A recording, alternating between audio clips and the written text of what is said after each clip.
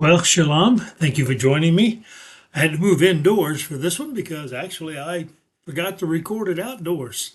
So, this is a section of Matthew chapter 13 that is talking about the parable of the net.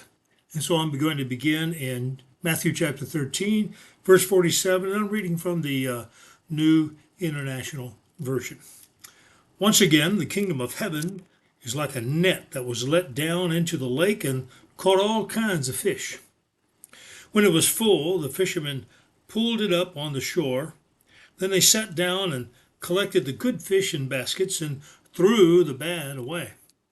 This is how it will be at the end of the age. The angels will come and separate the wicked from the righteousness and throw them into the fiery furnace, where there will be weeping and gnashing of teeth. Have you understood all these things? Jesus asked. Yes, they replied.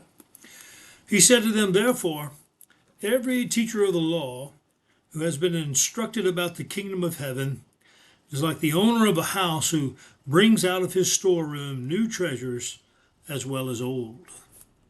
Now, what Jesus is talking about in here, in this parable, is at the end of the age, how he will, and his angels, will separate the righteous from the unrighteous.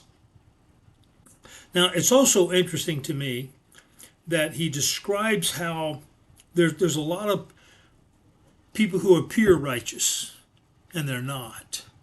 And the angels and Jesus can tell them apart.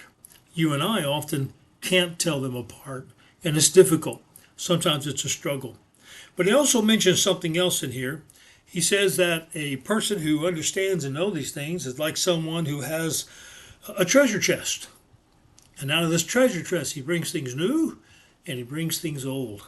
When we understand the teachings of Jesus and we understand what the Bible is telling us, we are like a person with a treasure chest.